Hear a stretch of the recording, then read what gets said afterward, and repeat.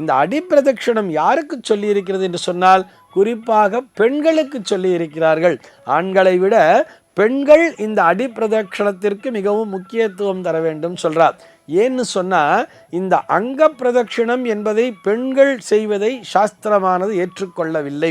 அங்க பிரதட்சிணம் என்பதை அதாவது உடம்பிலே அந்த ஜலத்தினை கொட்டிட்டு ஈரத்துணியோட அந்த ஆலயத்திலே தன்னுடைய அங்கங்கள் முழுவதும் பட அப்படியே பிரதட்சிணம் பண்ணுறா இல்லையா, உருண்டு பிரதட்சிணம் பண்ணுறா இல்லையா, இதனை ஆண்கள்தான் செய்ய வேண்டும் என்று நம்முடைய சாஸ்திரமானது வலியுறுத்துகிறது.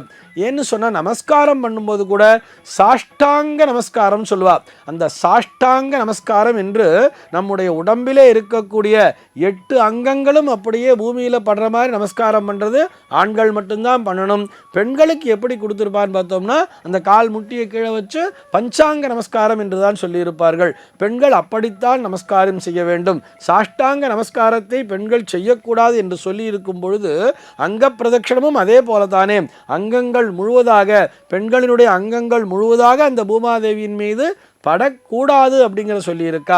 ஆக அவர்கள் எப்படி இந்த அங்க பிரதட்சணம் செய்த பலனை பெண்கள் அடைய வேண்டும் என்று சொன்னால் அந்த அங்கங்கள் முழுவதும் அந்த பாதங்களிலே வந்து சேர்கிறது. அந்த பாதங்களின் மூலமாக நீங்கள் அடிப்பிரதட்சணம் செய்யும் பொழுது அந்த அங்க பிரதட்சணம் செய்த பலனானது கிடைத்து விடுகிறது.